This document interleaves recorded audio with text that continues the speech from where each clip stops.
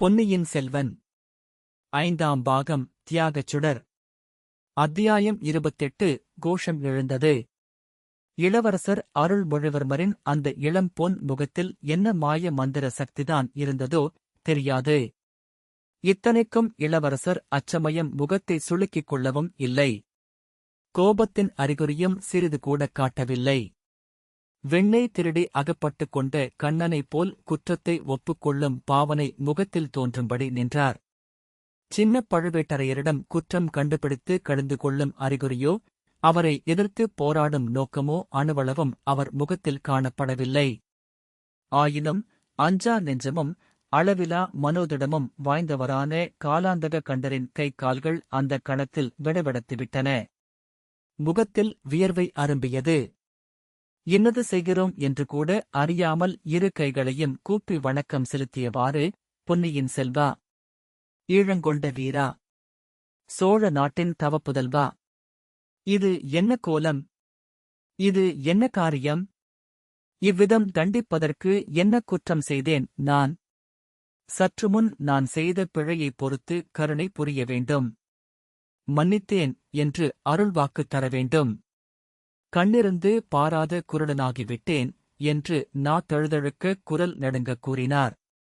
மேலும் இதே முறையில் பேசப் போனவரை இளவரசர் தடுத்து, தளபதி, இது என்ன? தாங்களாவது குற்றம் செய்யவாவது? ஒன்றும் அறியாது இந்தச் சிறுவன் தங்களை மன்னிப்பதாவது என்றார். தங்களைப் பிடித்து நிறுத்திய இந்தக் கையை வெட்டினாலும் போதிய தண்டனை ஆகாது. அடா என்று அழைத்து என் நாவை அறுத்துப் போட்டாலும் போதாது. தங்கள் வார்த்தைகள் என் காதில் நாராசமாக விழுகின்றன. போதும், நிறுத்துங்கள். தங்கள் பொறுப்பை நிறைவேற்றுவதற்காக தங்கள் கடமையைச் செய்தீர்கள். அதில் குற்றம் என்ன? தவறு என்னுடையது. நான் இந்த வேடத்தில் யானைப்பாகனாக வருவேன் என்று நான் எதிர்பார்க்கவே இல்லைதான். இப்படித் தாங்கள் செய்யலாமா? எதற்காக? சோழ நாட்டின் மகாவீரரை இப்படியா நான் வரவேற்றிருக்க வேண்டும்? ஆசார உபசாரங்களுடன் முன் வாசலில் வந்து காத்திருந்து வெற்றி முரசுகள் 8 திக்கும் அதிரும்படி முழங்க வரவேற்றிருக்க மாட்டேனா? தாங்கள் அப்படி செய்வீர்கள் என்று அறிந்துதான் நான் இந்த வேஷத்தில் வந்தேன். அதற்கெல்லாம் இது சரியான நேரமல்ல, தங்களுக்குத் தெரியாதா? சதிகாரர்களின் தீய முயற்சிகளைப் பற்றி சற்றுமுன் கொடும்பாளூர் இளவரசி கூறினாள் அல்லவா? அது உண்மையாக இருக்கலாமென்றே எனக்குத் தோன்றுகிறது. இளவரசே, என்னையும் அந்த பாண்டிய சதிகாரர்களுடன் சேர்த்துவிட்டீர்களா? கடவுளே, என் தந்தை சக்கரவர்த்தியை பாதுகாப்பதற்கு தாங்கள் செய்திருக்கும் ஏற்பாடுகளைப் பார்த்து மனதிற்குள் மகிழ்ச்சியடைந்து கொண்டிருக்கிறேன். முதலில் என் தந்தையைப் பார்த்துவிட்டு பிறகு ஐயா சக்கரவர்த்தியை தாங்கள் பார்க்கக் கூடாதென்று நான் தடுத்து விடுவேன் என்று நினைத்தீர்களா? அத்தகைய பாவி நான் என்று யாரேனும் தங்களுக்குச் சொல்லியிருந்தால் ஒருநாளும் நான் நம்பியிருக்க மாட்டேன் தளபதி. பின் ஏன் இந்த வேஷம்? வேறு முறையில் நான் கோட்டைக்குள் வந்திருக்க முடியுமா? யோசியுங்கள். கோட்டையைச் சுற்றி தென்திசைச் சேனைகள் வந்து சூழ்ந்திருக்கின்றன. பெரிய வேளாரும் வந்திருக்கிறார். எதற்காக வந்திருக்கிறார் என்று தங்களுக்குத் தெரிந்திருக்கும். கோட்டைக் கதவுகளை நான் மூடச் செய்தது நியாயமே அல்லவா? அதில் ஏதேனும் குற்றம் உண்டா? ரொம்ப நியாயம். பெரிய வேளாரின் புத்தி கெட்டுப் போயிருக்கிறது. அவரால் நான் கோட்டைக்குள் வருவது தடைப்படும் என்றுதான் இந்த வேடத்தில் வந்தேன். அவர் மகளையும் அழைத்துக் கொண்டு வந்தேன். நல்ல வேளையாக அவர் என்னை கவனிக்கவில்லை. தங்களுடைய கூர்மையான கண்கள் கண்டுபிடித்துவிட்டன. என் கண்கள் மூடிப் போயிருந்தன. அதனால்தான் பார்த்தவுடன் தெரிந்து கொள்ளவில்லை. தங்களை யானைப்பாகன் என்று கூறிய வார்த்தைகளை தாங்கள் கருணை கூர்ந்து மன்னித்துவிடுங்கள். அவ்விதம் சொல்ல வேண்டாம். தாங்கள் வேறு, என் தந்தை வேறு என்று நான் எண்ணவில்லை.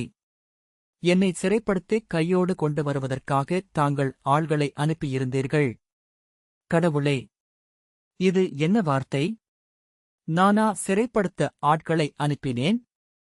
தங்களை உடனே பார்க்க வேண்டும் என்பதற்காக தங்கள் தந்தை சக்கரவர்த்தி அனுப்பினார்.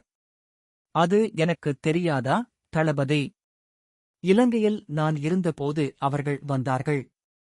சக்கரவர்த்தியின் கட்டளை அல்ல, பழுவேட்டரையர்களின் கட்டளை என்று என் அருகில் இருந்தவர்கள் சொன்னார்கள். எங்கள் விரோதிகள் அப்படிச் சொல்லி இருப்பார்கள். நான் அவர்களுக்கு என் தந்தையின் கட்டளை எப்படியோ அப்படியே பழுவேட்டரையர்களின் கட்டளையும் என் சிரமேல் கொள்ளத்தக்கது என்று கூறினேன். கடலையும் புயலையும் மழையையும் வெள்ளத்தையும் தாண்டி வந்தேன். அரண்மனையின் முன் வாசலைத் தாண்டி உள்ளே போனதும் தங்கள் விருப்பத்தை தெரிந்து கொள்ளலாம் என்று எண்ணினேன். தங்கள் கட்டளையின்றி தந்தையைப் பார்க்கவும் நான் விரும்பவில்லை. இளவரசே, இன்னும் என்னை சோதிக்கிறீர்களா? தங்கள் தந்தையை தாங்கள் சந்திப்பதற்கு நான் என்ன கட்டளையிடுவது? தங்களுடன் வரச் சொன்னால் வருகிறேன். இங்கேயே நிற்கச் சொன்னால் நின்று விடுகிறேன். இளவரசரின் விருப்பமே என் சிரசின் மேல் சூடும் கட்டளை என்று பணிவுடன் கூறினார் சின்னப் பழுவேட்டரையர். தளபதி, தாங்கள் இங்கேயே நிற்க வேண்டித்தான் நேரும் போலிருக்கிறது. அதிக நேரம் நாம் இங்கு நின்று பேசிக் கொண்டிருந்து விட்டோ இம். அதோ பாருங்கள் என்றார் இளவரசர். சின்னப் பழுவேட்டரையர் திரும்பிப் பார்த்தார். சற்று முன் தூரத்தில் நின்ற அவருடைய ஆட்கள் எல்லாம் நெருங்கி வந்திருப்பதைக் கண்டார். அவர்கள் மட்டுமல்ல, அரண்மனை வாசற் காவலர்களும் வந்துவிட்டார்கள். இன்னும் தூரத்திலே நின்ற வேளக்காரப் படையினரிலும் சிலர் பிரிந்து வந்து கொண்டிருந்தார்கள்.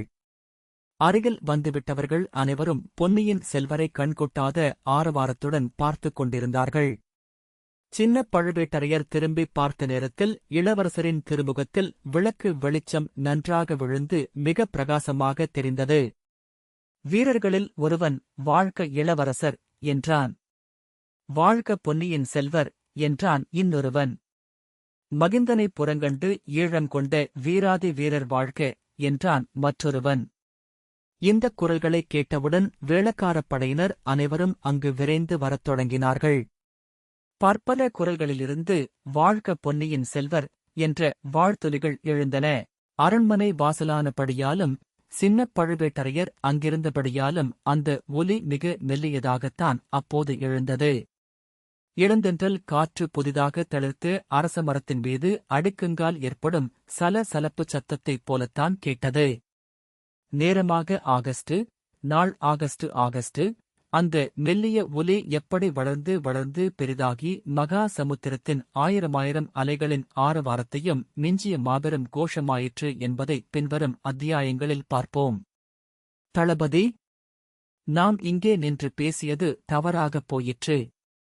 அரண்மனைக்குள்ளே பிரவேசிக்கும் வரையில் நான் என்னை தெரியப்படுத்திக் கொள்ள விரும்பாததின் காரணம் இப்போது தெரிகிறது அல்லவா என்று இளவரசர் கேட்டார். தெரிகிறது அரசே. நான் இவர்களுக்கு சமாதானம் சொல்லிவிட்டு வருகிறேன். தாங்கள் தயவு செய்து விரைந்து உள்ளே செல்லுங்கள் என்றார் காலாந்தக கண்டர்.